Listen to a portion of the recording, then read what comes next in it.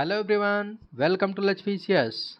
दोस्तों, आगामी परीक्षाओं को ध्यान में रखते हुए करंट अफेयर्स की जो श्रृंखला हमने प्रारंभ की है उसमें हम लोग जुलाई से नवंबर तक के करंट अफेयर्स को कवर कर चुके हैं। इस वीडियो में हम लोग दिसंबर 2022 के करंट अफेयर्स को कवर करेंगे। पूरे करंट अफेयर्स को मंथ वाइज करवाया जा रहा है और सिनॉप्सिस और डायग्राम के माध्यम से करवाया जा रहा है ताकि आपको याद करने में जद्दोजहद का सामना ना करना पड़े, ईजिली सारे फैक्ट याद हो जाएं। तो इसको काफ़ी मेहनत से संकलित किया गया है, इसलिए इसका छोटा सा शुल्क रखा गया है। मात्र 25 रुपीज़ इसका शुल्क रखा गया है। 700072874440 इस नंबर पर व्हाट्सएप करके आप इसका PDF प्राप्त कर सकते हैं। तो चलिए आज का सेशन स्टार्ट करते हैं। देखिए, संयुक्त राष्ट्र जैव विविधता सम्मेलन, जिसे आप COP15 के नाम से जानते हैं, इसे जो है अक्टूबर 2020 में चीन के कुनमिंग में प्रस्तावित किया गया था, किंतु कोविड-19 महामारी के कारण इसे स्थगित कर दिया गया था। अगस्त 2021 में जैव विविधता अभिसमय CBD द्वारा एक घोषणा किया गया कि इस सम्मेलन को 2 हिस्सों में जो है आयोजित किया जाएगा। इसका पहला भाग वर्चुअल माध्यम से आयोजित किया जाएगा और दूसरा भाग कनाडा के मॉन्ट्रियल में आयोजित किया जाएगा। CBD की बात करें तो इसे 1993 में लागू किया गया था। इसका सचिवालय मॉन्ट्रियल में है, कनाडा के मॉन्ट्रियल में है। यह जैव विविधता के संरक्षण के लिए कानूनी रूप से बाध्यकारी संधि है। चलिए देखते हैं। देखिए, COP15 में 23 विशिष्ट लक्ष्यों का निर्धारण किया गया है। लक्ष्य 2 को देखें तो लक्ष्य 2 में उल्लेख किया गया है कि 2030 तक कम से कम 30% भूमि और समुद्री क्षेत्र पुनर्स्थापित करना है। लक्ष्य 3 की बात करें तो 2030 तक पृथ्वी की 30% भूमि और समुद्री क्षेत्र को संरक्षित करने का इसमें लक्ष्य रखा गया है। चलिए आगे बढ़ते हैं। देखिए, भारत चीन सीमा संघर्ष। हाल ही में अरुणाचल प्रदेश के त्वांग सेक्टर में यांगत्से क्षेत्र में भारत और चीन के सैनिकों के मध्य एक झड़प देखने को मिला है। यह जून 2020 के गलवान घाटी के पश्चात दूसरा सबसे बड़ा संघर्ष है। इससे पहले जो है भारत चीन सीमा पर गलवान घाटी में इस प्रकार का संघर्ष देखने को मिला था। भारत चीन के मध्य सीमा रेखा का क्या नाम है? मैकमोहन रेखा। मोस्ट इंपॉर्टेंट है, यहाँ से कई बार क्वेश्चन देखने को मिला है। जैंगनान। देखिए, अरुणाचल प्रदेश का चीन के द्वारा एक नया नाम दिया गया है, जिसका नाम दिया गया है जैंगनान। चीन संपूर्ण अरुणाचल प्रदेश को अपना क्षेत्र मानता है। चलिए देखते हैं। चलिए अब राष्ट्रीय घटनाक्रम देख लेते हैं।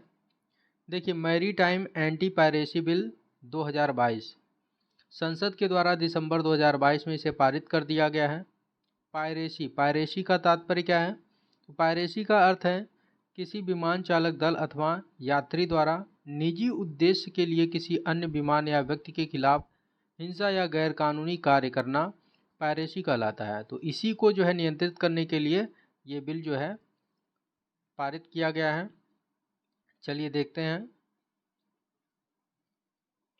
देखिए, नई दिल्ली अंतर्राष्ट्रीय मध्यस्थता केंद्र संशोधन विधेयक 2022, तो इसको संसद के द्वारा मंजूरी प्रदान कर दी गई है। यह नई दिल्ली अंतर्राष्ट्रीय मध्यस्थता केंद्र अधिनियम 2019 में संशोधन करता है। नई दिल्ली अंतर्राष्ट्रीय मध्यस्थता केंद्र का नाम बदल करके क्या कर दिया गया है? तो इसका नाम बदल करके भारत अंतर्राष्ट्रीय मध्यस्थता केंद्र कर दिया गया है। मोस्ट इंपॉर्टेंट है। चलिए आगे बढ़ते हैं।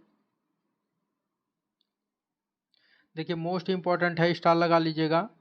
Remote electronic voting machine RVM, इसकी घोषणा चुनाव आयोग के द्वारा किया गया है। इसके विकास का उद्देश्य है घरेलू प्रवासी मतदाताओं को मतदान हेतु गृह राज्यों की यात्रा न करनी पड़े। यह क्या है? तो RVM एक दूरस्थ स्थित पोलिंग बूथ है। यह जो है एक साथ 72 निर्वाचन क्षेत्रों का मतदान करवा सकती है। उद्देश्य है मतदान प्रतिशत को बढ़ाना और लोकतांत्रिक प्रक्रिया को मजबूत करना।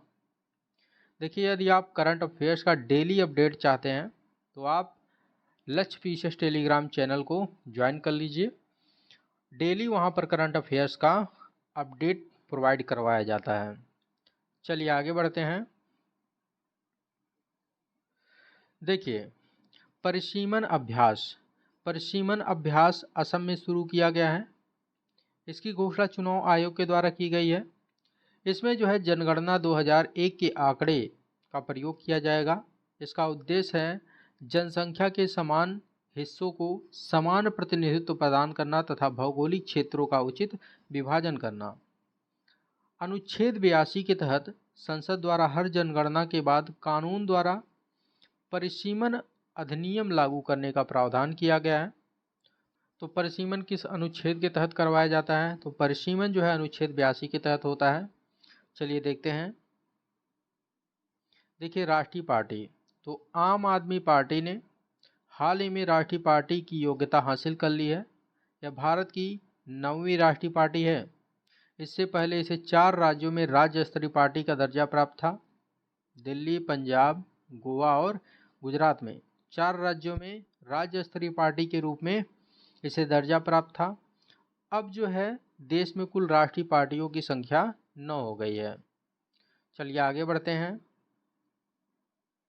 देखिए, महिला पीठ का गठन, तो भारत के मुख्य न्यायाधीश DY चंद्रचूड़ के द्वारा इसका गठन किया गया है।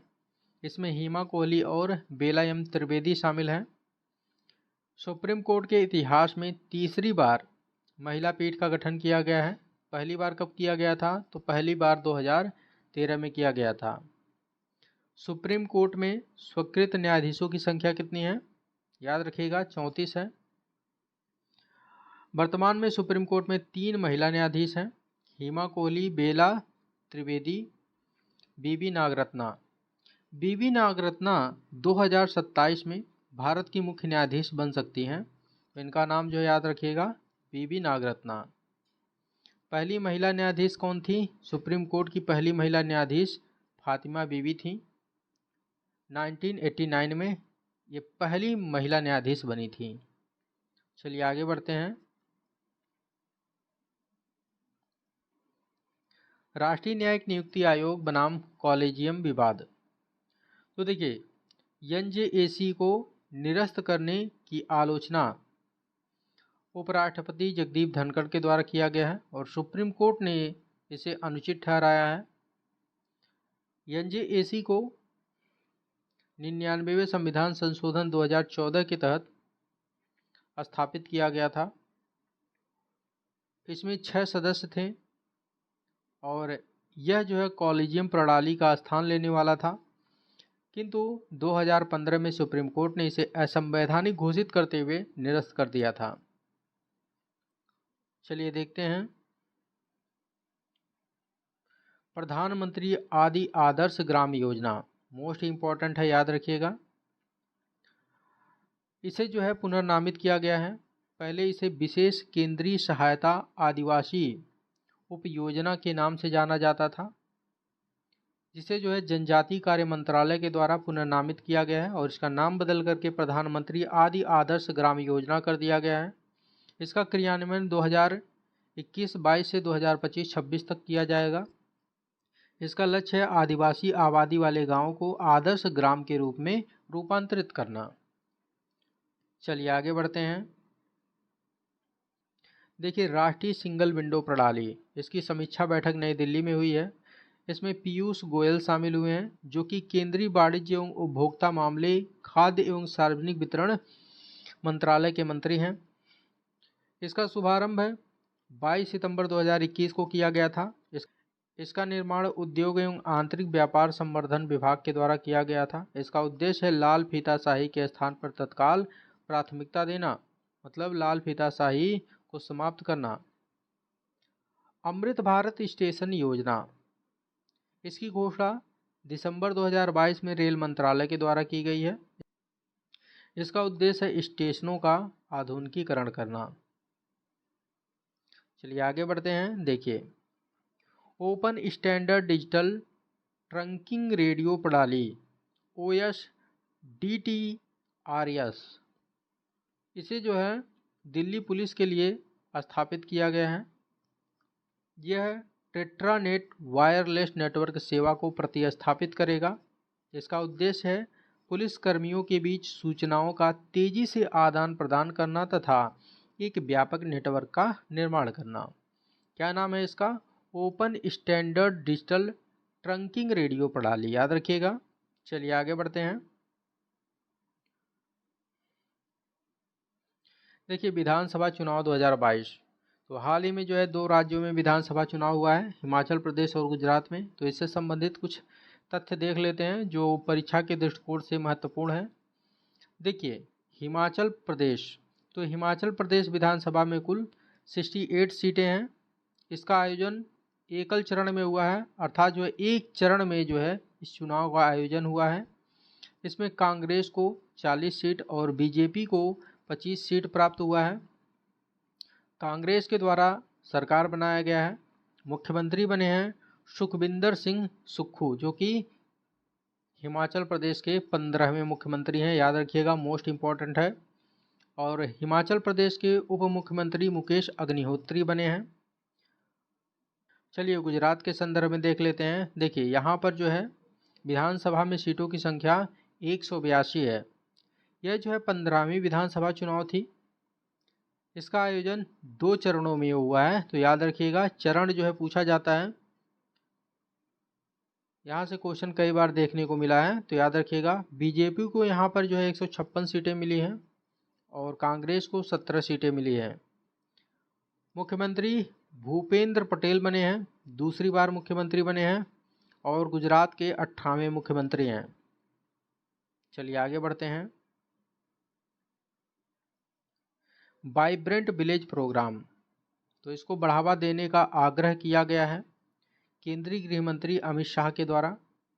किससे आग्रह किया गया है? BSF से आग्रह किया गया है। वाइब्रेंट विलेज प्रोग्राम का घोषणा केंद्रीय बजट 2022-23 में किया गया था। इसका उद्देश्य है चीन से लगी भारतीय सीमा के निकट स्थित गांवों में बुनियादी ढांचे में सुधार करना। चलिए आगे बढ़ते हैं। ट्यूलिप कार्यक्रम, तो ट्यूलिप कार्यक्रम का फुल फॉर्म क्या है? देखिए ट्यूलिप का फुल फॉर्म है the urban learning internship program. Internship का तात्पर्य यहाँ पर जो है प्रशिक्षण से है। इसका विकास आवास एवं शहरी मामलों के मंत्रालय, शिक्षा मंत्रालय और अखिल भारतीय तकनीकी शिक्षा परिषद के द्वारा संयुक्त रूप से किया गया है। इसे जून 2020 में लॉन्च किया गया था। इसका उद्देश्य है शहरी स्थानीय निकायों व स्मार्ट शहरों में छात्रों और स्नातकों को इंटर्नशिप प्रदान करना, यानी कि प्रशिक्षण प्रदान करना। देखिए 25वीं पूर्वी क्षेत्रीय परिषद, तो इसका बैठक कहाँ पर हुआ है? कोलकाता में हुआ है। इसकी अध्यक्षता गृह मंत्री अमित शाह के द्वारा की गई है। क्षेत्रीय परिषद एक जो है सांविधिक निकाय है, यानी कि स्टैट्यूटरी बॉडी है। इसकी स्थापना राज्य पुनर्गठन अधिनियम 1956 के तहत किया गया था। इसको 5 जोन में, यानी कि 5 क्षेत्रों में विभाजित किया गया है। कौन कौन से 5 क्षेत्र हैं देख लेते हैं। पहला है केंद्रीय, उत्तरी, दक्षिणी, पश्चिमी और पूर्वी। तो ये जो है 5 जोन हैं क्षेत्रीय परिषद के।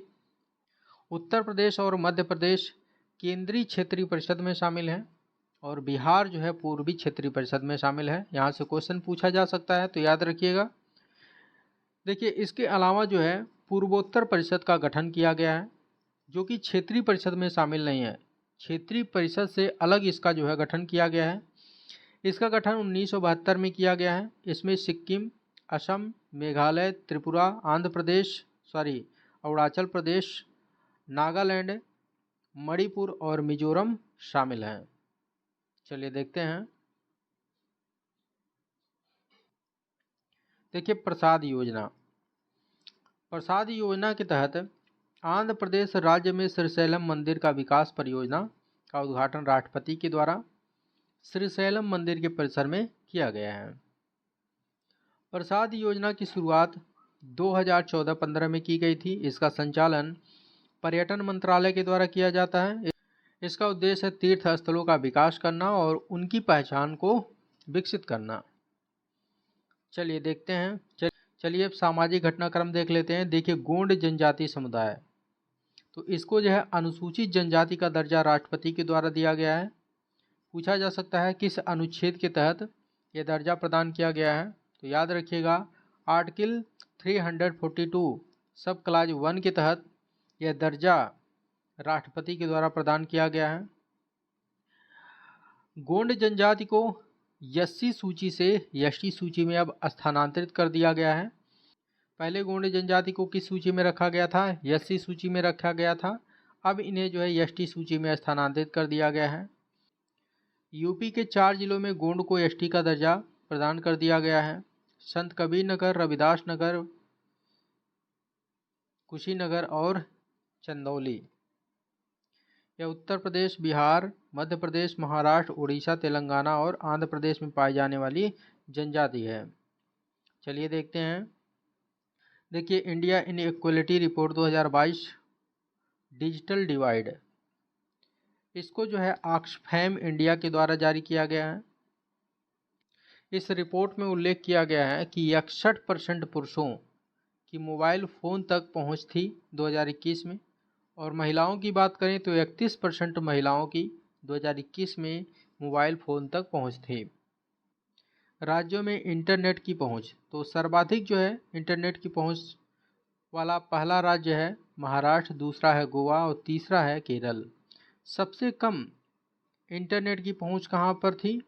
बिहार, दूसरे स्थान पर है छत्तीसगढ़, तीसरे स्थान पर है झारखंड।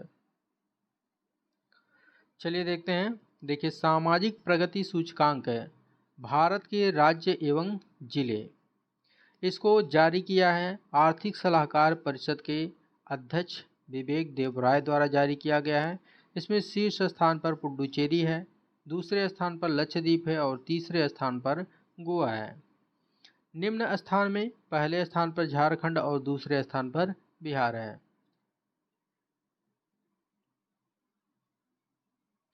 ग्लोबल पेंशन इंडेक्स 2022, इसे जारी किया है अमेरिकन कंसल्टिंग फर्म मर्स द्वारा जारी किया गया है। इसमें 44 देशों में भारत का 41वां स्थान है। 2021 में भारत का 40वां स्थान था। शीर्ष स्थान में आइसलैंड को पहला स्थान प्राप्त हुआ है और नीदरलैंड को दूसरा स्थान प्राप्त हुआ है। अंतिम स्थान पर थाईलैंड है। बोक्कालिगा तथा लिंगायत समुदाय, कर्नाटक द्वारा इनको आरक्षण प्रदान किया गया है। पिछड़े वर्ग से मध्यम रूप से पिछड़े वर्ग में इनको स्थानांतरित कर दिया गया है, लिंगायत समुदाय को, जो कि कर्नाटक में पाए जाते हैं। पीएम स्वनिधि योजना, इसका पूरा नाम क्या है?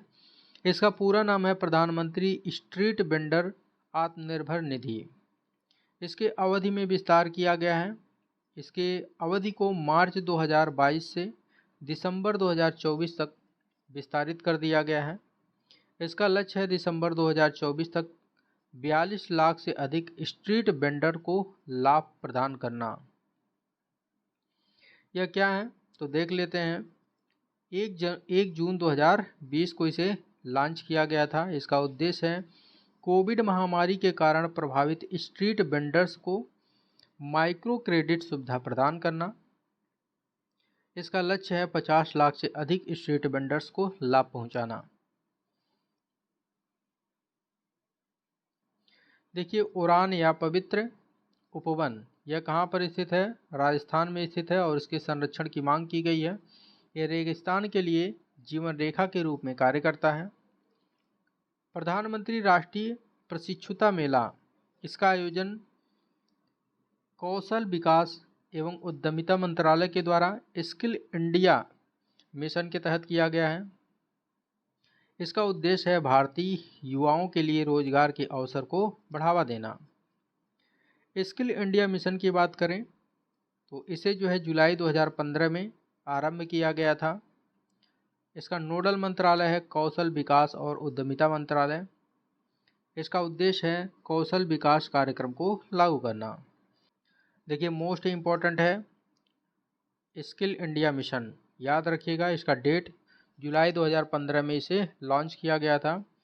एक्चुअली जो योजनाएं हैं, महत्वपूर्ण योजनाएं हैं, उनका उनका जो लॉन्चिंग ईयर होता है उसको मैच कराने के लिए जो है दे दिया जाता है। 3-4 योजनाओं को एक साइड में दे दिया जाता है, दूसरे साइड में लॉन्चिंग ईयर को दे दिया जाता है और बोला जाता है कि इसको मैच कराइए।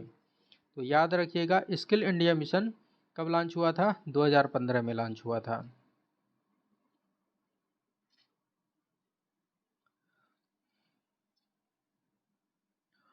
विरासत एवं संस्कृति से संबंधित घटनाक्रम देख लेते हैं। देखिए, पंडित मदन मोहन मालवीय, इनकी जयंती 25 दिसंबर 2022 को मनाई गई है। प्रधानमंत्री द्वारा इनको श्रद्धांजलि अर्पित किया गया है। इनका जन्म प्रयागराज में 25 दिसंबर 1861 में हुआ था। इनको महामना की उपाधि गांधी जी द्वारा प्रदान किया गया था और इनको कर्मयोगी का दर्जा दूसरे राष्ट्रपति एस राधाकृष्णन के द्वारा प्रदान किया गया था। इनको 2014 में भारत रत्न से भी सम्मानित किया गया है। चलिए देखते हैं। देखिए, इनके द्वारा कुछ पत्रिकाओं का प्रकाशन किया गया है, जैसे अभ्युदय, इसका प्रकाशन 1907 में किया गया था। यह एक हिंदी साप्ताहिक पत्रिका थी। मर्यादा, इसका प्रकाशन 1910 में हुआ था, हिंदी मासिक पत्रिका थी यह। लीडर 1909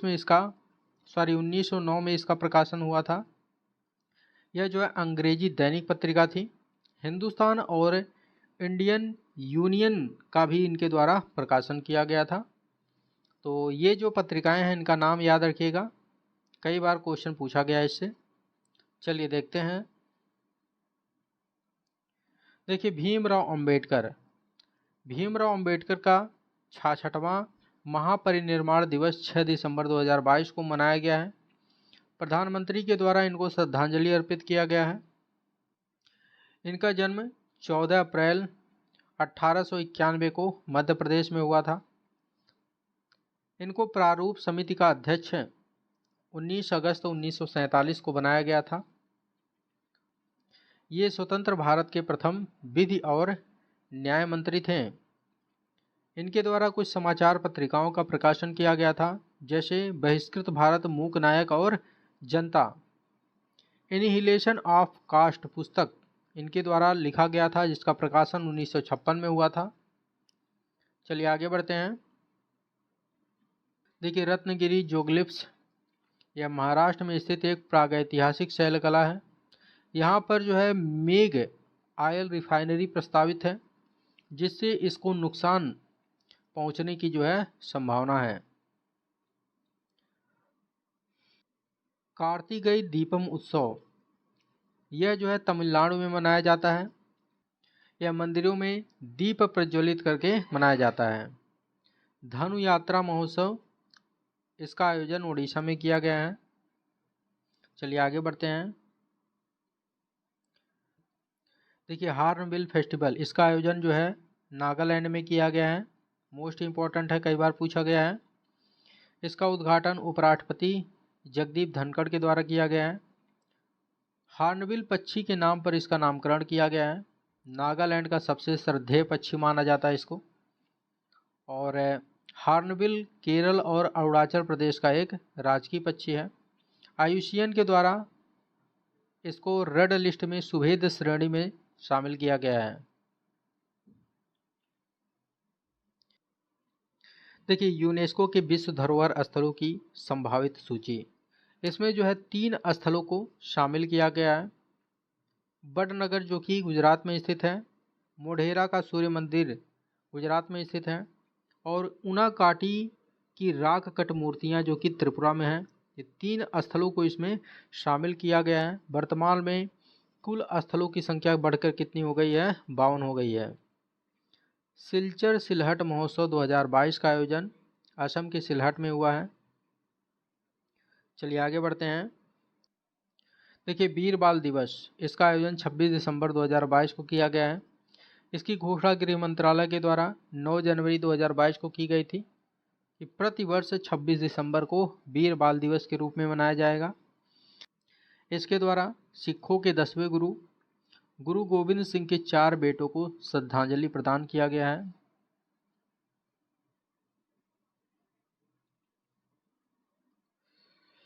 चलिए अब आर्थिक घटनाक्रम देख लेते हैं।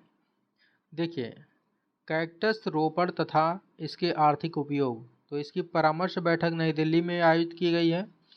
कैक्टस जो है जीरोफाइट पौधा है, यहाँ से भी क्वेश्चन कई बार देखने को मिला है, याद रखिएगा। कैक्टस कैसा पौधा है? जीरोफाइट पौधा है। राष्ट्रीय बांस मिशन, तो इसके सलाहकार समूह का गठन केंद्रीय कृषि मंत्री नरेंद्र सिंह तोमर के द्वारा किया गया है। इसे 2018-19 में आरंभ किया गया था। इसका नोडल मंत्रालय कृषि एवं किसान कल्याण मंत्रालय है। इसका उद्देश्य है बांस के वृक्षारोपण के तहत क्षेत्र में वृद्धि करना। बांस का सर्वाधिक क्षेत्रफल कहाँ पर है? भारत में है। बांस को वृक्ष की श्रेणी से 2017 में बाहर कर दिया गया था। ऐसा जो है भारतीय वन अधिनियम 1927 में संशोधन करके किया गया था। चलिए देखते हैं। देखिए, वार्षिक निर्यात समीक्षा 2022, इससे संबंधित आंकड़ा वाणिज्य एवं उद्योग मंत्रालय के द्वारा जारी किया गया है। इसके अनुसार अप्रैल अक्टूबर 2022-23 में वस्तु निर्यात में वृद्धि देखी गई है। कितनी वृद्धि हुई है? 12.6% की वृद्धि हुई है। और सेवा क्षेत्र निर्यात में वृद्धि कितनी हुई है? 31.43% की वृद्धि हुई है।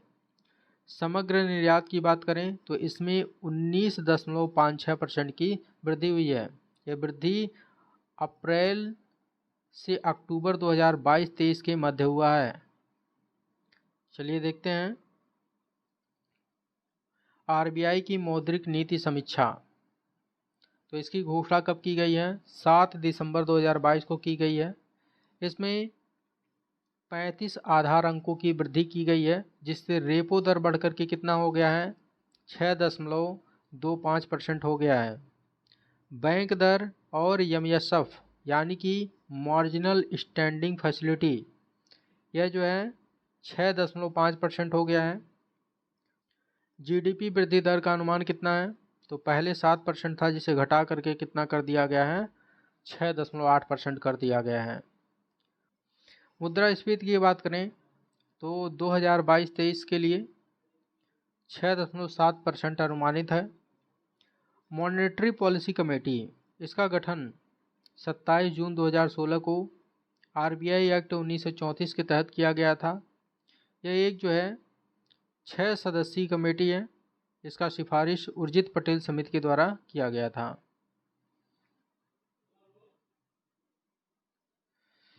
देखिए, आरबीआई के द्वारा केंद्रीय बैंक डिजिटल मुद्रा जारी किया गया है। डिजिटल मुद्रा के प्रकार की बात करें तो 2 प्रकार की डिजिटल मुद्रा को जारी किया गया है। एक खुदरा डिजिटल मुद्रा, दूसरा थोक डिजिटल मुद्रा। थोक डिजिटल मुद्रा 1 नवंबर 2022 को जारी किया गया था थोक बाजार हेतु, और खुदरा डिजिटल मुद्रा इसको जो है 1 दिसंबर 2022 को जारी किया गया था खुदरा बाजार के लिए। तब यहाँ पर क्वेश्चन उठना लाजमी है कि केंद्रीय बैंक डिजिटल मुद्रा क्या है? तो आरबीआई द्वारा जारी मुद्रा का यह डिजिटल संस्करण है। जो आरबीआई द्वारा करेंसी जारी किया जाता है उसी का यह डिजिटल संस्करण है। देखिए, जो केंद्रीय बैंक डिजिटल मुद्रा है ये क्रिप्टो करेंसी से थोड़ा सा भिन्न है, क्योंकि क्रिप्टो करेंसी निजी प्रकार का है और इस पर किसी का नियंत्रण नहीं है, किंतु केंद्रीय बैंक डिजिटल मुद्रा पर आरबीआई का नियंत्रण रहेगा और आरबीआई द्वारा ही इसे जारी किया जाएगा। चलिए देखते हैं। देखिए, 37वीं migration and development brief report, इसको विश्व बैंक के द्वारा जारी किया गया है। 2022 में $100 बिलियन का प्रेषित धन प्राप्त करने वाला देश बनने की कगार पर भारत है। इस रिपोर्ट के अनुसार शीर्ष प्रेषणकर्ता देश कौन से हैं? तो पहले स्थान पर है यूएसए यानी कि अमेरिका, दूसरे स्थान पर यूएई है। मोस्ट इम्पॉर्टेंट है, यहाँ से कई बार क्वेश्चन पूछा गया है। शीर्ष प्रेषण प्राप्तकर्ता देश पहले स्थान पर भारत है, दूसरे स्थान पर मैक्सिको है और तीसरे स्थान पर चीन है। प्रेषण, इसका तात्पर्य क्या है? तो इसका मतलब है कि जब एक प्रवासी अपने मूल देश को बैंक, पोस्ट ऑफिस या ऑनलाइन ट्रांसफ़र के जरिए धनराशि भेजता है तो उसे प्रेषण या रेमिटेंसेस कहा जाता है। चलिए देखते हैं। भारत विकास रिपोर्ट, तो इसको जो है विश्व बैंक के द्वारा जारी किया गया है। इसका शीर्षक है नेविगेटिंग द स्टॉर्म। विश्व बैंक द्वारा 2022-23 के लिए भारत के विकास दर का अनुमान 6.9 लगाया गया है। विश्व बैंक की बात करें तो इसकी स्थापना 1944 में की गई थी। इसका मुख्यालय अमेरिका के वाशिंगटन डीसी में है। इसकी स्थापना ब्रेटन वुड सम्मेलन में किया गया था। ब्रेटन वुड सम्मेलन में विश्व बैंक के साथ साथ IMF की भी स्थापना की गई थी।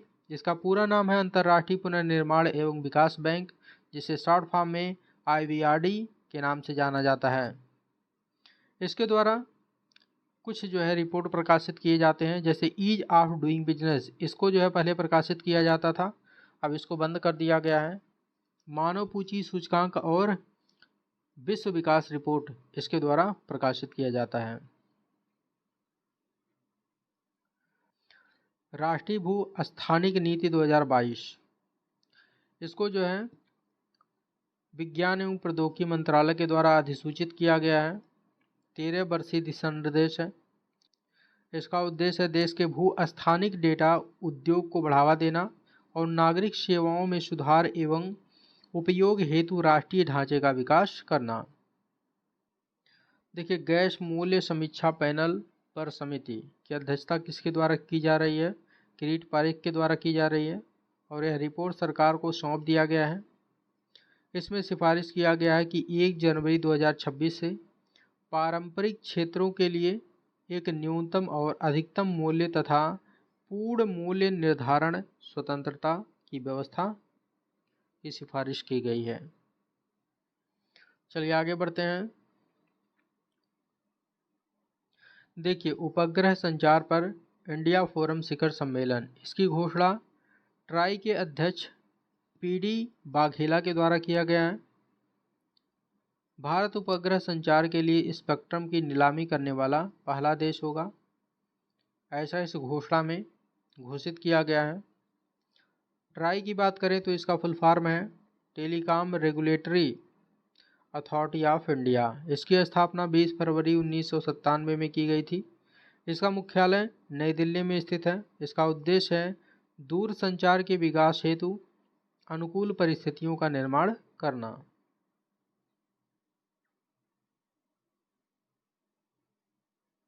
देखिए, भौगोलिक संकेतक यानी कि GI टैग, तो GI टैग प्राप्त भारत में कुल वस्तुओं की संख्या कितनी हो गई है? 432 हो गई है। देखिए, 9 उत्पादों को हाल ही में GI टैग प्रदान किया गया है। देख लेते हैं कौन कौन से हैं। देखिए, असमिया गमोचा, ये जो है असम का है। तंदूर लाल चने तेलंगाना का है। रक्तसे कारपो खुबानी, ये जो है लद्दाख का है। अलीबाग सफ़ेद प्याज महाराष्ट्र का है।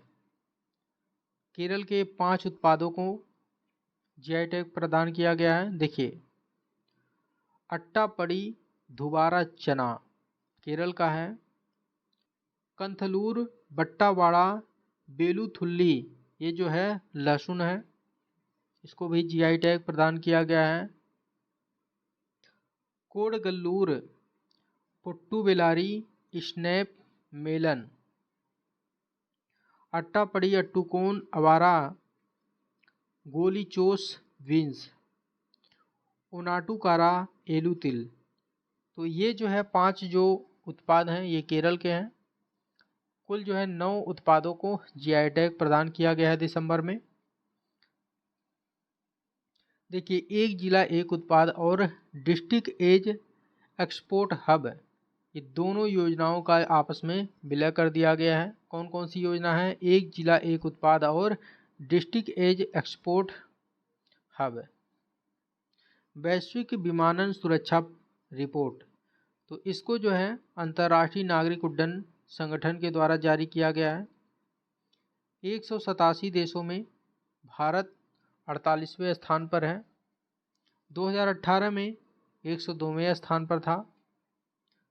शीर्ष स्थान में पहले स्थान पर सिंगापुर है, दूसरे स्थान पर है UAE और तीसरे स्थान पर है कोरिया गणराज्य।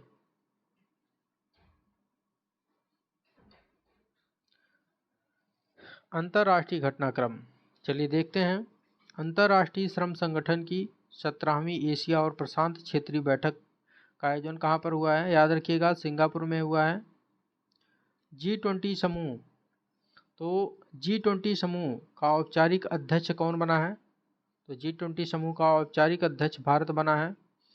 भारत 1 दिसंबर 2022 से 30 नवंबर 2000, ये 33 नहीं है 23 है, 2023 तक इसकी अध्यक्षता करेगा। 2023 में इसका आयोजन कहाँ पर होगा? नई दिल्ली में होगा। और इसका थीम क्या है? इसका थीम है वसुधैव कुटुंबकम, एक पृथ्वी एक परिवार एक भविष्य। इसकी स्थापना 1999 में की गई थी। इसका उद्देश्य है वैश्विक वित्तीय स्थिरता को सुनिश्चित करना। इसमें कुल 20 सदस्य हैं। चलिए देखते हैं। वैश्विक न्यूनतम कर। देखिए, बड़े व्यवसायों पर 15% कर लागू करने पर यूरोपीय संघ सहमत हो गया है। इसका आरंभ 2021 में रोम में आयोजित G20 सम्मेलन में किया गया था। भारत सहित इसके 136 देश पक्षधर हैं। यह क्या है तो देख लेते हैं। देखिए, विश्व के अधिकांश देशों में कारपोरेट आय पर कराधान की न्यूनतम दर लगाने का एक समझौता प्रस्ताव है। अंतर्राष्ट्रीय श्रम संगठन, तो यहाँ से कई बार क्वेश्चन देखने को मिला है, मोस्ट इम्पोर्टेंट है, देख लीजिए। इसकी स्थापना 1919 में की गई थी। इसका मुख्यालय स्विट्जरलैंड के जेनेवा में स्थित है। भारत इसका संस्थापक सदस्य है और इसको 1969 में शांति का नोबेल पुरस्कार प्रदान किया गया था। पुष्प कमल दहल प्रचंड, ये नेपाल के नए प्रधानमंत्री बने हैं। देखिए, ओकाबोंग डेल्टा, यहाँ पर जो जैव विविधता है उसको खतरा उत्पन्न हो गया है। तेल खनन को अत्यधिक बढ़ावा देने के कारण यह खतरा उत्पन्न हुआ है। ओकाबोंग डेल्टा ओकाबोंग नदी पर स्थित है, जो कि अफ्रीका के अंगोला में बहने वाली नदी है।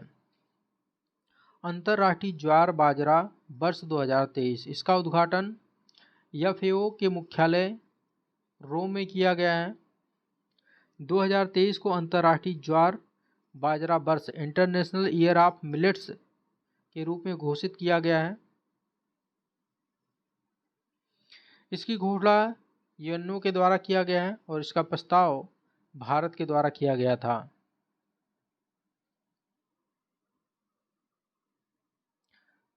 छब्बीसवीं वासेनार अरेंजमेंट, इसका वार्षिक बैठक कहाँ पर हुआ है? तो ऑस्ट्रिया के वियना में हुआ है।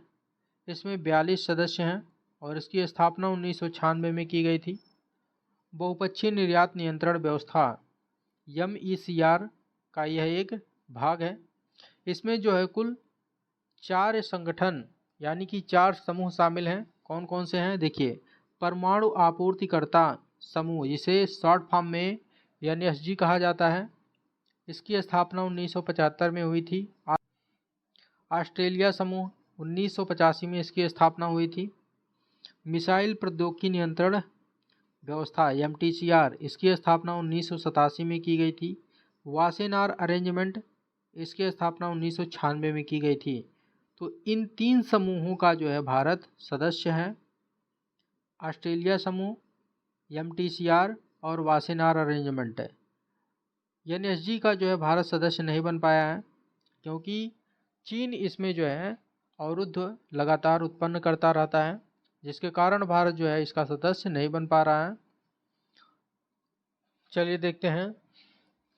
अन्नालीना बेयरबाख, अन्नालीना बेयरबाख जर्मनी की विदेश मंत्री हैं, जिन्होंने भारत की यात्रा की है दिसंबर में, याद रखिएगा। अन्नालीना बेयरबाख। संयुक्त राष्ट्र सुरक्षा परिषद, तो भारत द्वारा दूसरी बार मासिक अध्यक्षता की गई है। पहली अध्यक्षता कब की गई थी? अगस्त 2021 में की गई थी। भारत 2 वर्षों के लिए इसका सदस्य निर्वाचित हुआ है, 2021-22 के लिए। इसमें कुल 15 सदस्य होते हैं, 5 अस्थायी होते हैं और 10 अस्थायी होते हैं। तो भारत अस्थायी सदस्य है। 5 अस्थायी सदस्यों को देख लेते हैं। यहाँ से कई बार क्वेश्चन देखने को मिला है।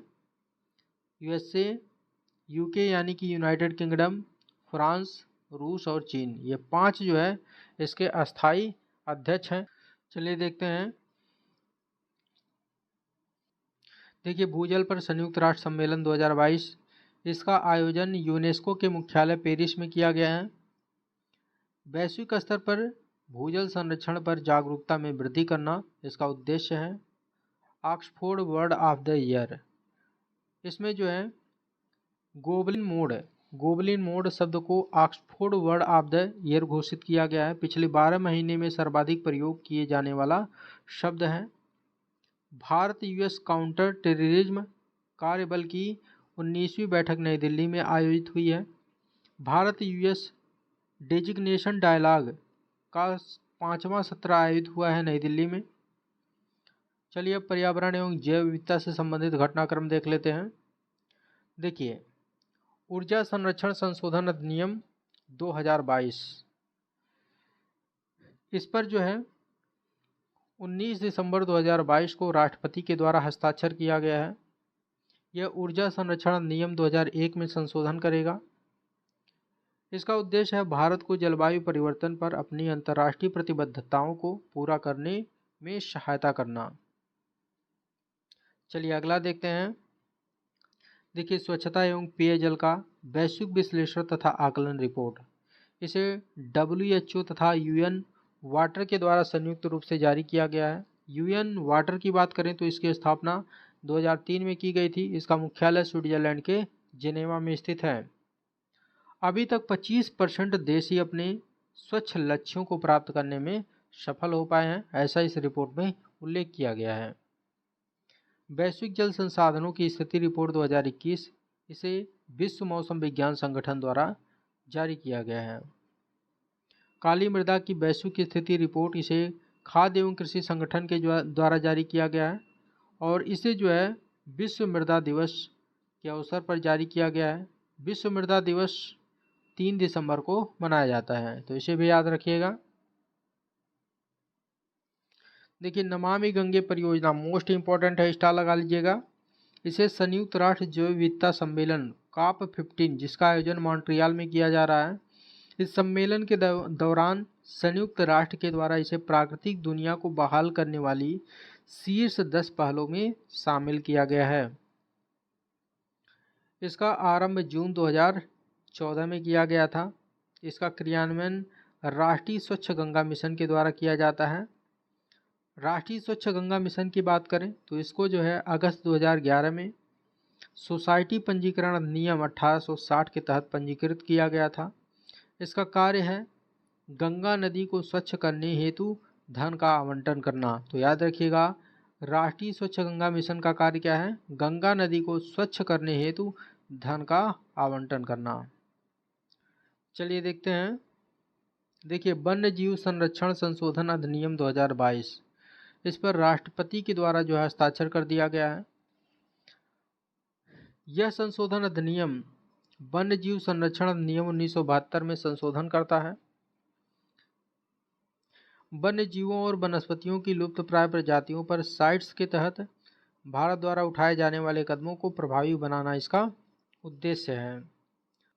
तटीय लाल बालुका स्तूप, यह कहाँ पर स्थित है? तो आंध्र प्रदेश के विशाखापट्टनम में स्थित है। वैज्ञानिकों द्वारा इसके संरक्षण का सुझाव दिया गया है। यह जो है ग्लेशियल काल का जो है एक स्तूप है। देखिए, लिसु ब्रेन बेबलर, पक्षी अवलोकनकर्ताओं द्वारा एक नई प्रजाति की खोज अरुणाचल प्रदेश में की गई है। यह एक पक्षी है। इसका नामकरण अरुणाचल प्रदेश के लिसु समुदाय के नाम पर किया गया है। इसका अन्य नाम है सांग बर्ड। चलिए देखते हैं। रेड लिस्ट, तो हाल ही में जो है 3 हिमालयी औषधीय पौधों को IUCN के द्वारा रेड लिस्ट में शामिल किया गया है। कौन कौन से पौधे हैं देख लेते हैं। देखिए, मोइजोट्रोपिस पेलिटा है, जो कि गंभीर रूप से संकटग्रस्त श्रेणी में शामिल किया गया है। फ्रुटिलारिया सिरोसा है, जिसे सुभेद्य श्रेणी में शामिल किया गया है। डेक्टाइलोरिजा हैटागिरिया इसे जो है संकटग्रस्त श्रेणी में शामिल किया गया है। चलिए आगे बढ़ते हैं। देखिए मोस्ट इम्पॉर्टेंट है ग्रेट बैरियर रीफ। IUCN और यूनेस्को के वर्ल्ड हेरिटेज सेंटर के द्वारा इसे वर्ल्ड हेरिटेज ऑफ डेंजर की सूची में शामिल करने की सिफारिश की गई है, जिसका ऑस्ट्रेलिया के द्वारा विरोध किया गया है। ग्रेट बैरियर रीफ को विश्व धरोहर स्थल की सूची में 1981 में शामिल किया गया था। यह कोरल रीफ से बनी विश्व की सबसे बड़ी संरचना है। यह ऑस्ट्रेलिया के क्वींसलैंड के पूर्वी तट पर स्थित है, पूर्वोत्तर तट पर स्थित है। चलिए देखते हैं। देखिए लायन @47 विजन फॉर अमृतकाल, यह जो है प्रोजेक्ट लायन दस्तावेज है। इसको पर्यावरण, वन एवं जलवायु परिवर्तन मंत्रालय के द्वारा लॉन्च किया गया है। वर्धा वन्यजीव अभ्यारण्य, यह जो है गुजरात के पोरबंदर में स्थित है। एशियाई शेरों के संभावित दूसरे घर के रूप में इसकी पहचान की गई है। किस वन्यजीव अभ्यारण्य की? वर्धा वन्यजीव अभ्यारण्य की। गिरि राष्ट्रीय उद्यान में लायन @47 विजन फॉर अमृतकाल को लागू कर दिया गया है। वर्तमान समय में भारत में एशियाई शेरों का एकमात्र निवास स्थान गिरि राष्ट्रीय उद्यान है। IUCN के द्वारा एशियाई शेरों को इंडेंजर्ड श्रेणी में शामिल किया गया है। चलिए अगला देखते हैं। राष्ट्रीय राजधानी क्षेत्र में पराली जलाने की घटना, तो इसका आकलन वायु गुणवत्ता प्रबंधन आयोग के द्वारा किया गया है। आयोग के अनुसार 2021 की तुलना में 2022 में इसमें कमी आई है। कितने % की कमी आई है? तो 31.5% की कमी आई है। जलवायु परिवर्तन प्रदर्शन सूचकांक मोस्ट इम्पॉर्टेंट है, कई बार परीक्षाओं में देखने को मिला है। देखिए इसको जो है German watch, new climate institute और क्लाइमेट एक्शन नेटवर्क के द्वारा संयुक्त रूप से जारी किया गया है। इसमें जो है भारत को 8वां स्थान प्राप्त हुआ है। 2022 में 10वां स्थान था भारत का। शीर्ष स्थान की बात करें तो शीर्ष 3 स्थान खाली हैं, क्योंकि इसे जो है किसी ने भी प्राप्त नहीं कर पाया। चौथे स्थान पर डेनमार्क है और 5वें स्थान पर स्वीडन है और 8वें स्थान पर अपना भारत है। G20 देशों में भारत शीर्ष 10 में स्थान बनाने वाला एकमात्र देश है।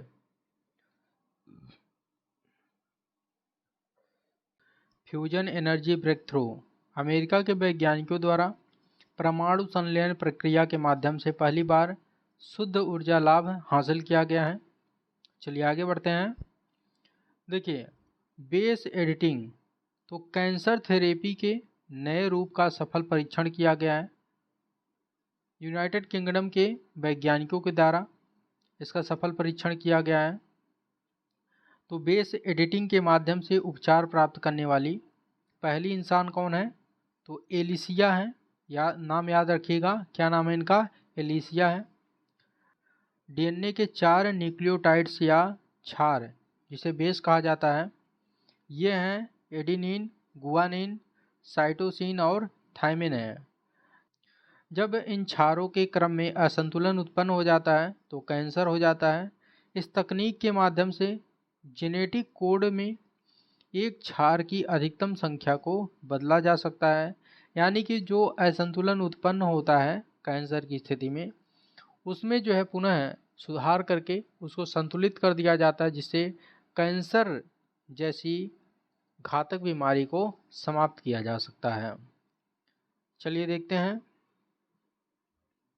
देखिए नाविक, इसका फुल फॉर्म है नेविगेशन विथ इंडियन कंसल्टेशन। यह भारतीय क्षेत्रीय नेविगेशन उपग्रह प्रणाली है।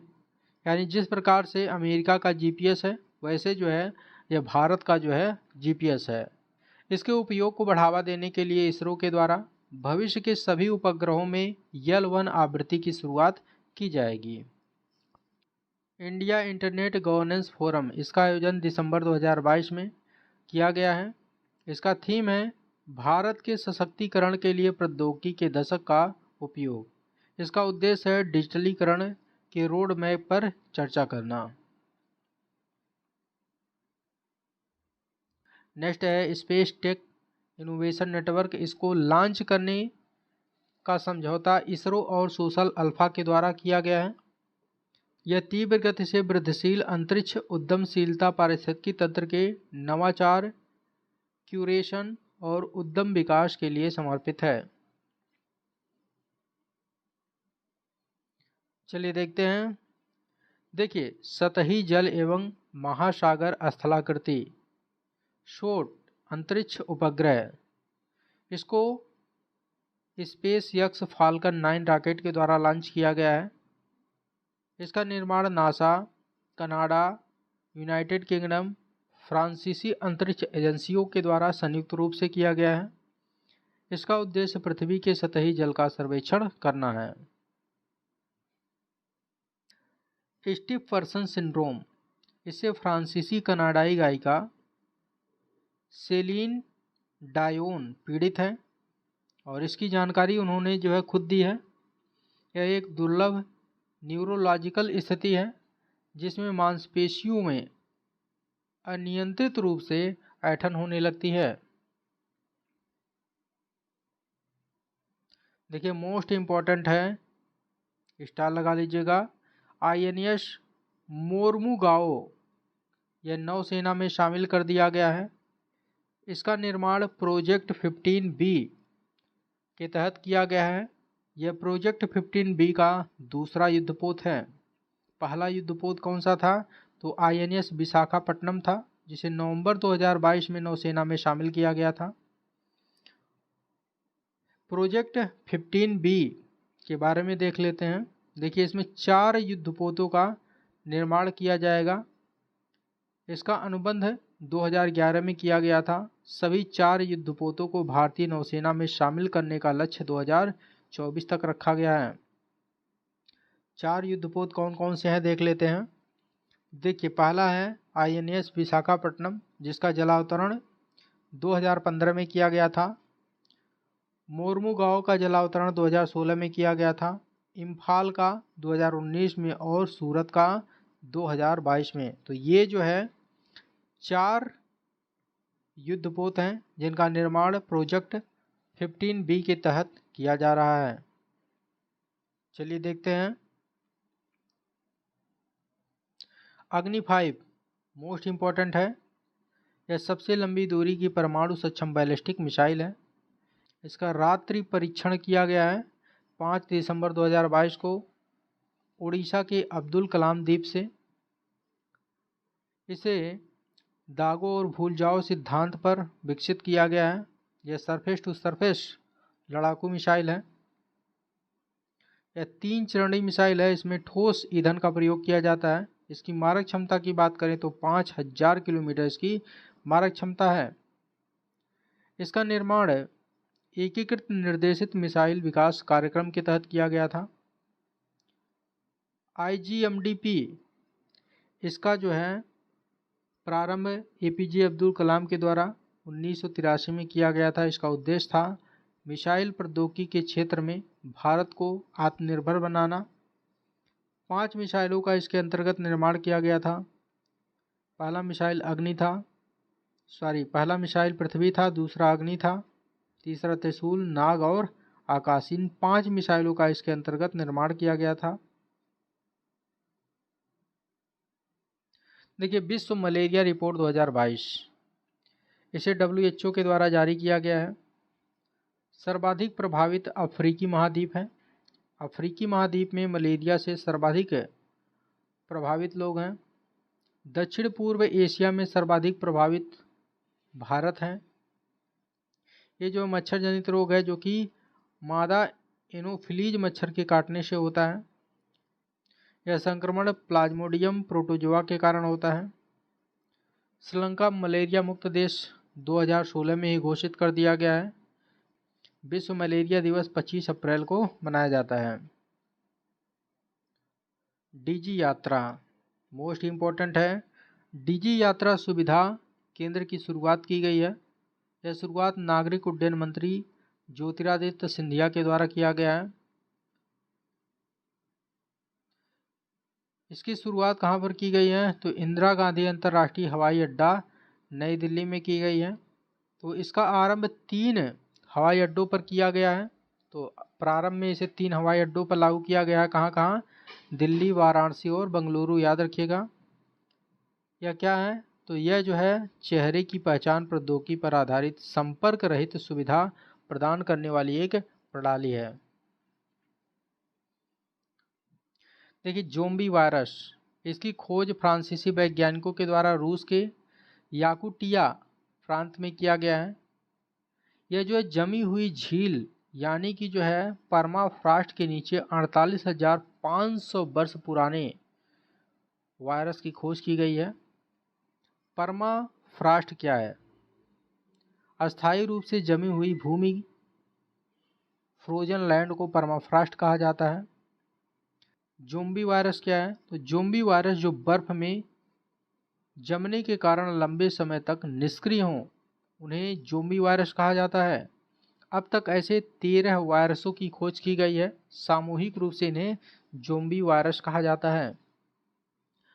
वैश्विक जलवायु परिवर्तन के कारण ग्लोबल वार्मिंग में वृद्धि हो रही है, यानी कि जो है वैश्विक तापमान में वृद्धि हो रही है, जिसके कारण इनके सक्रिय होने का खतरा बढ़ गया है। ज़ोंबी वायरस के सक्रिय होने का खतरा बढ़ गया है। चैट जीपीटी, यह जो एक चैट बॉट है जो ग्राहकों के साथ मानव की तरह बातचीत करता है। इसको ओपन एआई कंपनी के द्वारा लॉन्च किया गया है। यह आर्टिफिशियल इंटेलिजेंस पर आधारित है।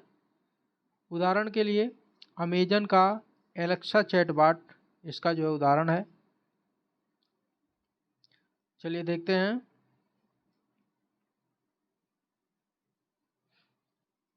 देखिए, ई संजीवनी भारत की मुफ्त टेलीमेडिसिन सेवा है, याद रखिएगा।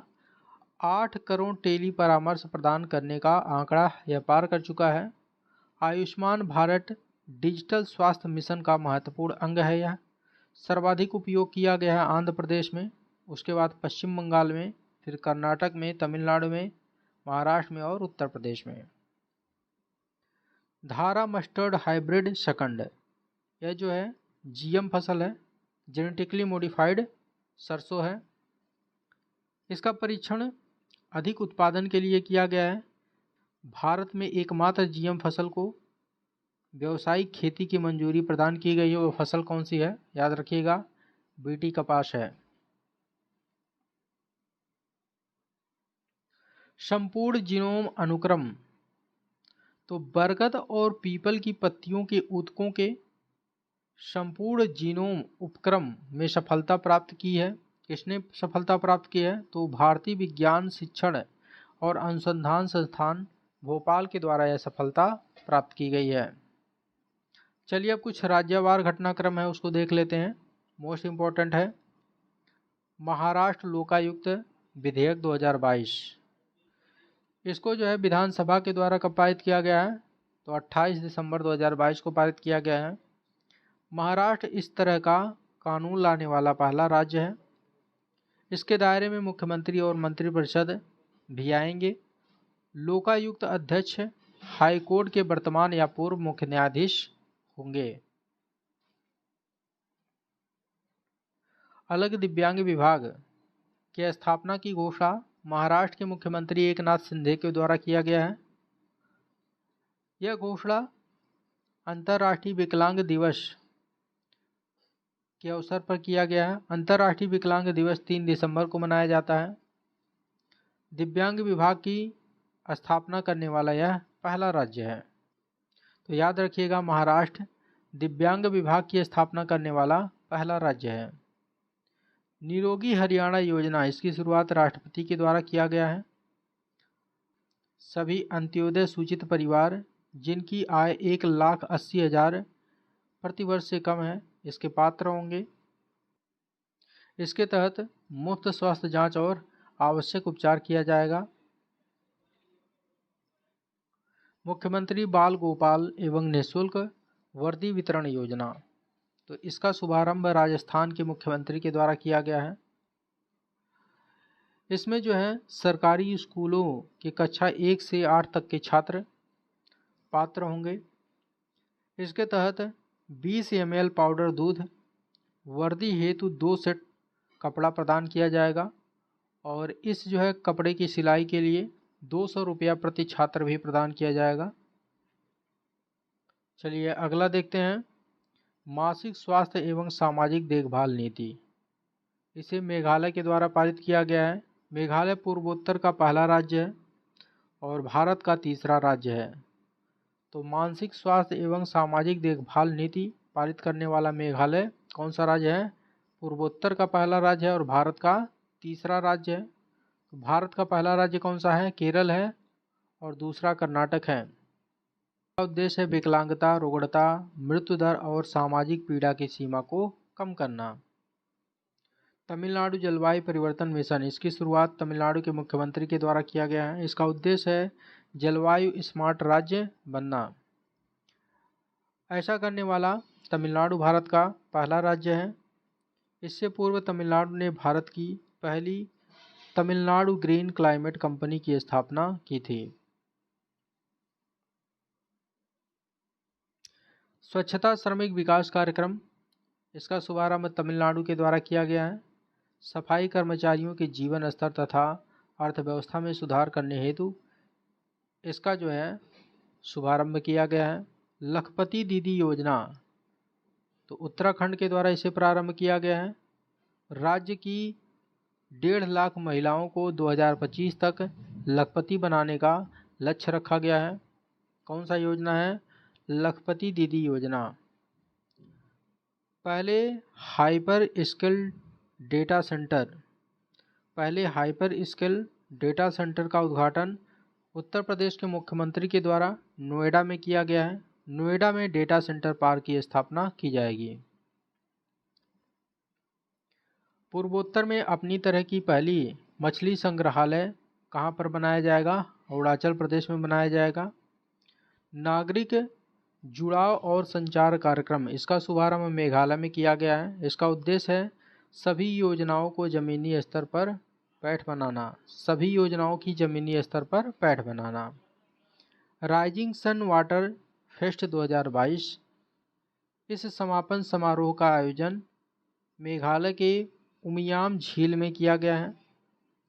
तोखु एमोंग वर्ड काउंट, यह जो है पहला पक्षी प्रलेखन कार्यक्रम है जिसकी मेजबानी नागालैंड के द्वारा की गई है। पक्षियों के प्राकृतिक आवास के संरक्षण को बढ़ावा देने हेतु इसका आयोजन किया गया है।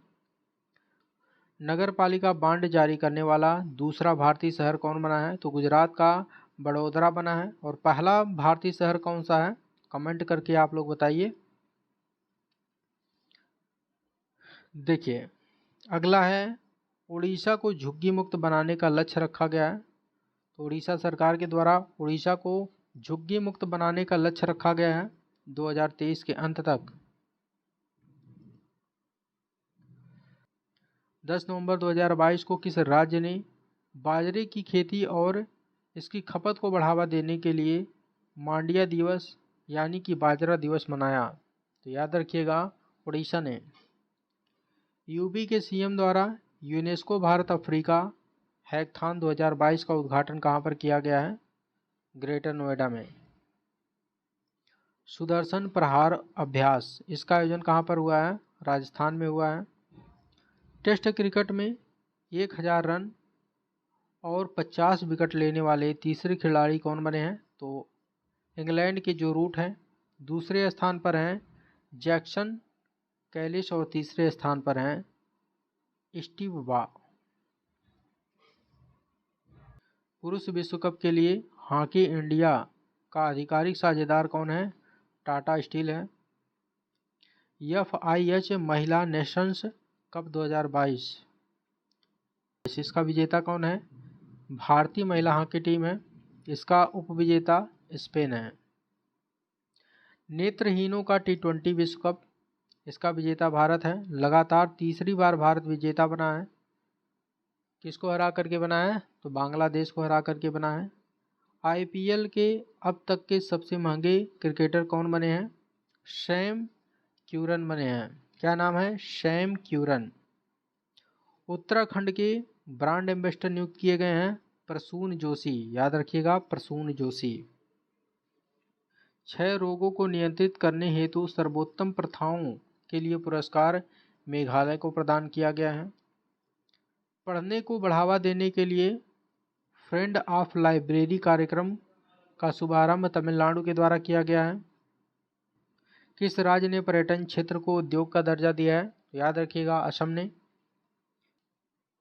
किस राज्य के 22 मेडिकल कॉलेजों में ई सुश्रुत अस्पताल प्रबंधन सूचना प्रणाली सुविधा का शुभारंभ किया गया है? उत्तर प्रदेश।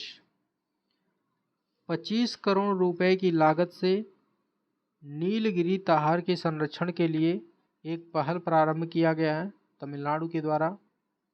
चलिए अब कुछ चर्चित व्यक्तित्व देख लेते हैं। राजीव लक्ष्मण करंदीकर, इनको राष्ट्रीय सांख्यिकी आयोग के अंशकालिक अध्यक्ष के रूप में नियुक्त किया गया है।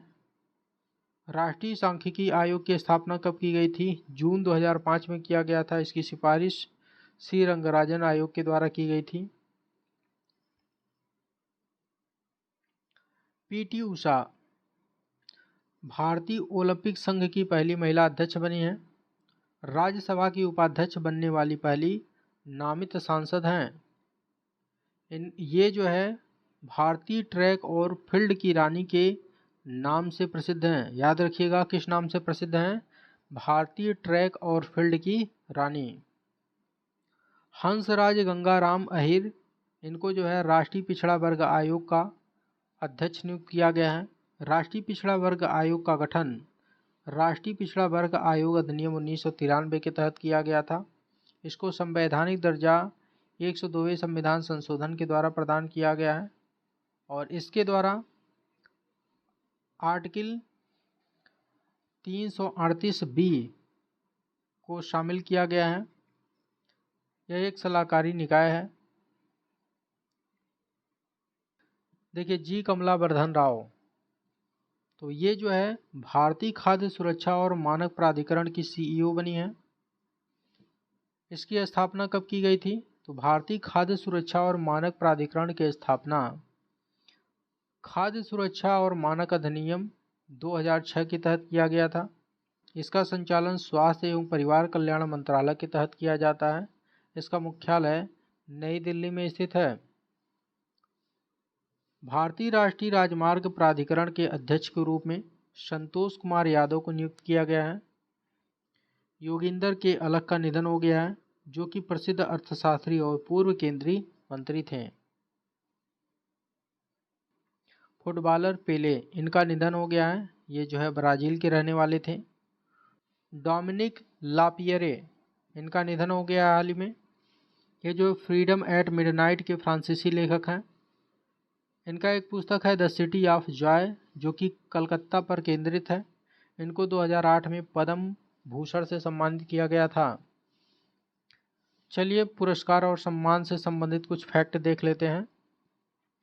देखिए मोस्ट इम्पॉर्टेंट है साहित्य अकादमी पुरस्कार। हर साल यहाँ से क्वेश्चन देखने को मिलता है, याद रखिएगा। इसमें जो है 23 साहित्यकारों को सम्मानित किया गया है। हिंदी के लिए बद्री नारायण को साहित्य अकादमी पुरस्कार से सम्मानित किया गया हिंदी के लिए। इनकी कविता संग्रह का क्या नाम है? तुमड़ी के शब्द, याद रखिएगा तुमड़ी के शब्द है। और अंग्रेजी भाषा में अनुराधा राय को सम्मानित किया गया है। इनका उपन्यास है all the lives we never lived. कुल 24 भाषाओं के लिए इसे प्रदान किया जाता है। 8वीं अनुसूची की 22 भाषाओं सहित राजस्थानी और अंग्रेजी भाषा के लेखकों को भी प्रदान किया जाता है। पहली बार इसे 1955 में प्रदान किया गया था। चलिए देखते हैं। कमला देवी चट्टोपाध्याय NIF पुस्तक पुरस्कार शेखर पाठक को सम्मानित किया गया इससे। उनके पुस्तक द चिपको मूवमेंट के लिए यह सम्मान उन्हें प्रदान किया गया है। चिपको मूवमेंट मूल रूप से हिंदी में लिखा गया है, किंतु इसका अंग्रेजी अनुवाद मनीषा चौधरी के द्वारा किया गया है। अर्थशास्त्र पुरस्कार 2022, इससे तेलंगाना के स्टार्टअप खेती को जो है सम्मानित किया गया है। देखिए मिसेज वर्ड, देखिए विसेज नहीं है मिसेज है, मिसेज वर्ल्ड 2022। तो इसका आयोजन कहाँ पर हुआ है? अमेरिका में हुआ है। विजेता कौन है? सरगम कौशल हैं, भारत की सरगम कौशल। 21 साल बाद कोई भारतीय जो है विजेता बना है। इससे पहले भारत की अदिति गोवित्रिकर 2001 में जो है विजेता बनी थी। रविंद्र टैगोर साहित्य पुरस्कार 2021-22 संयुक्त रूप से सुदीप सेन और शोभना कुमार को प्रदान किया गया है। चलिए अब कुछ युद्धाभ्यास देख लेते हैं। देखिए, संगम अभ्यास 2022, इसका आयोजन कहाँ पर हुआ है? गोवा में हुआ है। यह भारतीय और अमेरिकी नौसेना के मध्य आयोजित हुआ है। पहली बार 1994 में आयोजित हुआ था।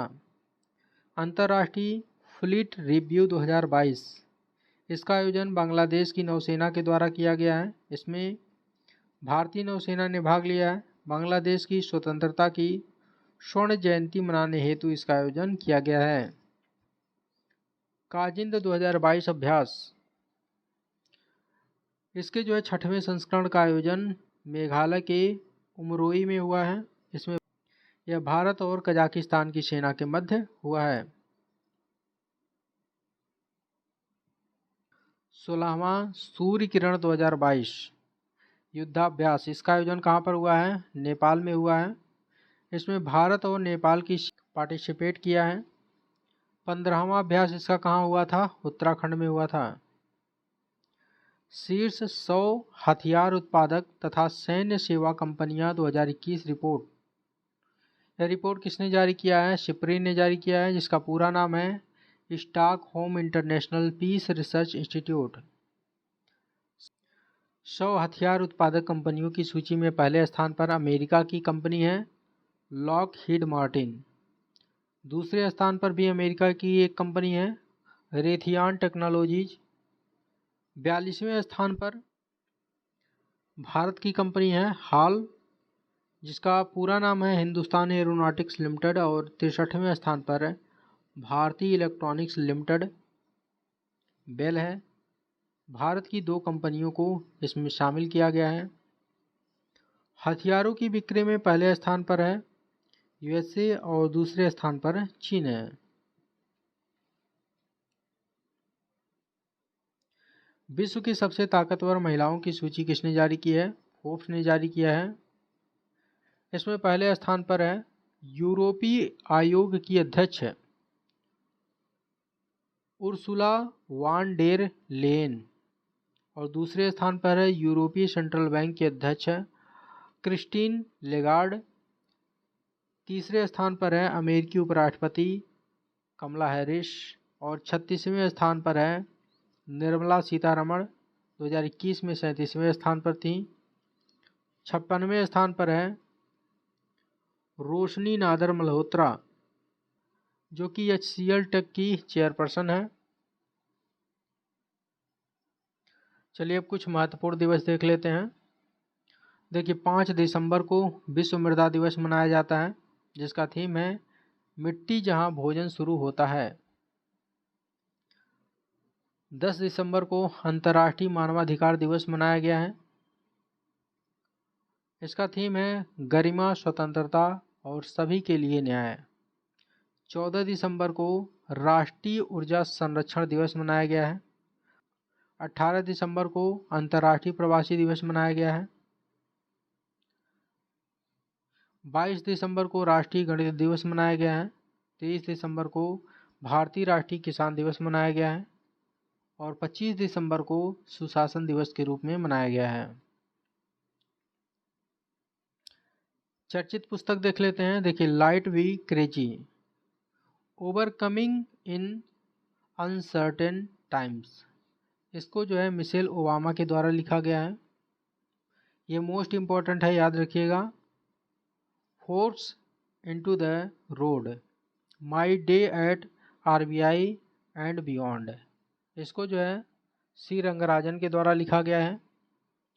The struggle for Narmada, Nandini Ojha के द्वारा लिखा गया है। हम भारत के राज्यों के लोग, इस पुस्तक को संजीव चोपड़ा के द्वारा लिखा गया है।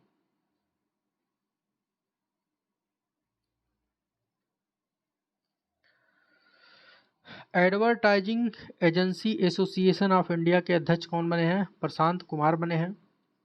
स्मार्ट वॉच कंपनी नाइज का ब्रांड एम्बेसडर कौन बना है? विराट कोहली बने हैं। चीन के पूर्व राष्ट्रपति का निधन हो गया, जिनका क्या नाम था? जियांग जेमिन। मिस अर्थ 2022 मीना सू चोई इसकी विजेता बनी है। निवासी कहाँ की हैं? दक्षिण कोरिया की हैं।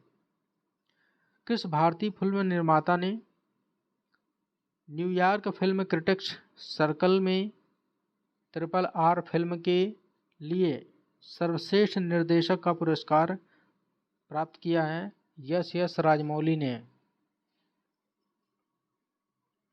Person of the year 2022 most important है।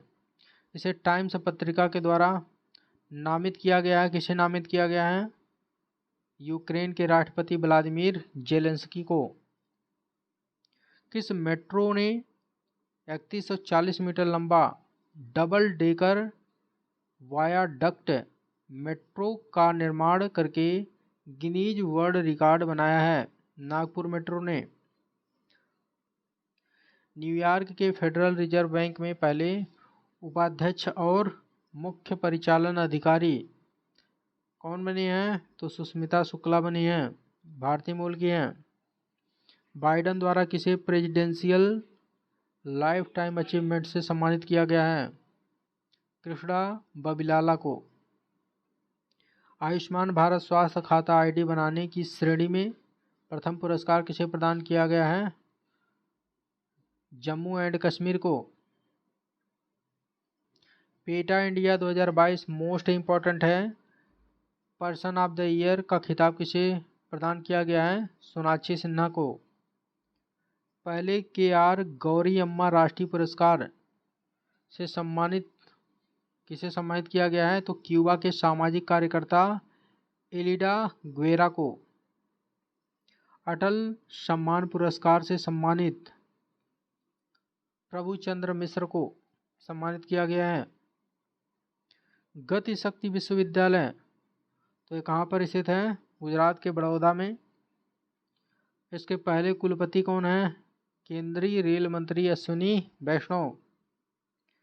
पहले वाइस चांसलर कौन है? मनोज चौधरी हैं। नई दिल्ली में अंतर्राष्ट्रीय मध्यस्थता केंद्र के उपाध्यक्ष बने हैं हेमंत गुप्ता। हार्वर्ड यूनिवर्सिटी की पहली अश्वेत और दूसरी महिला अध्यक्ष कौन बनी है? क्लाडाइन गे बनी है। भारतीय सेना ने किस स्थान पर सैनिकों के लिए अपनी पहली 3D printed house dwelling unit का उद्घाटन किया है? तो अहमदाबाद कैंट में। चलिए अब कुछ खेल से संबंधित घटनाक्रम देख लेते हैं। देखिए, ईशान किशन एक दिवसीय अंतर्राष्ट्रीय क्रिकेट के इतिहास में सबसे तेज द्वारा शतक इन्होंने लगाया है। 126 गेंद पर 210 रन बनाए हैं। विजय हजारे ट्रॉफी 2022 जिसे रणजी वनडे ट्रॉफी के नाम से भी जाना जाता है, इसका आयोजन अहमदाबाद के नरेंद्र मोदी स्टेडियम में हुआ है। इसका विजेता सौराष्ट्र है, उपविजेता महाराष्ट्र है और सबसे सफल टीम कौन है? तमिलनाडु है, जिसने 5 बार यह ट्रॉफी जीता है। फीफा विश्व कप 2022 यह जो इसका 22वां संस्करण था, इसका आयोजन कहाँ पर हुआ है? तो कतर के लुसैल स्टेडियम में हुआ है। इसका विजेता अर्जेंटीना है, तीसरी बार विजेता बना है अर्जेंटीना और उपविजेता कौन है? फ्रांस है। अवार्ड की बात करें तो गोल्डन बॉल लियोनेल मेसी को प्रदान किया गया है सर्वश्रेष्ठ खिलाड़ी के लिए। यह इनका दूसरा गोल्डन बॉल है। सिल्वर बॉल की बात करें तो फ्रांस के किलियन एम्बाप्पे को प्रदान किया गया है और सिल्वर बूट लियोनेल मेसी को प्रदान किया गया है। 56 वर्षों के बाद फाइनल मैच में हैट्रिक लगाया है किसने लगाया है? तो किलियन एम्बाप्पे ने लगाया है।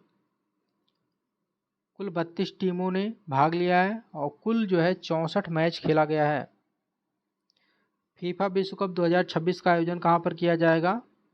कनाडा, अमेरिका और मैक्सिको के द्वारा संयुक्त रूप से इसकी मेजबानी की जाएगी।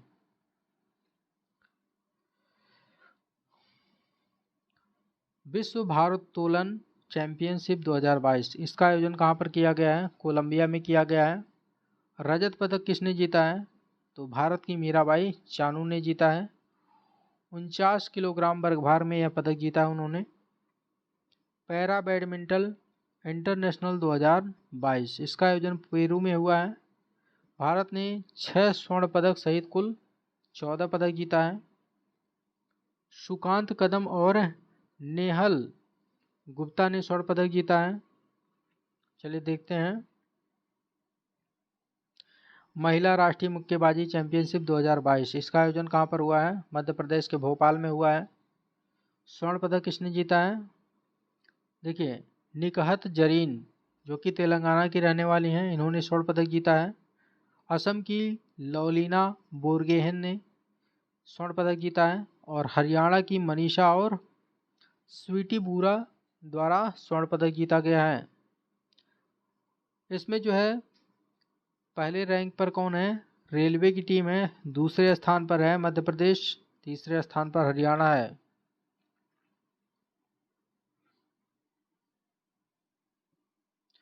पुरुषों के फुटबॉल विश्व कप मैच में रेफरी बनने वाली पहली महिला कौन है? नाम याद रखिएगा, स्टेफनी फ्रापार्ट। क्या नाम है इनका? स्टेफनी फ्रापार्ट नाम है।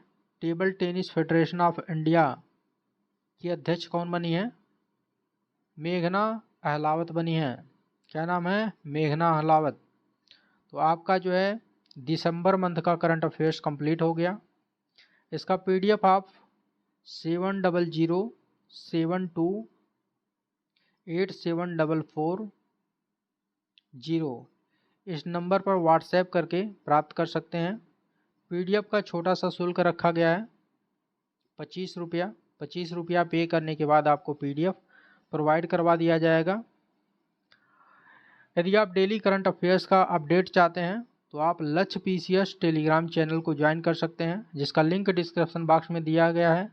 अदरवाइज आप टेलीग्राम पर लक्ष्य पीसीएस के नाम पर भी सर्च कर सकते हैं और टेलीग्राम चैनल को ज्वाइन कर सकते हैं। चलिए मिलते हैं नेक्स्ट वीडियो में, तब तक के लिए जय हिंद जय भारत।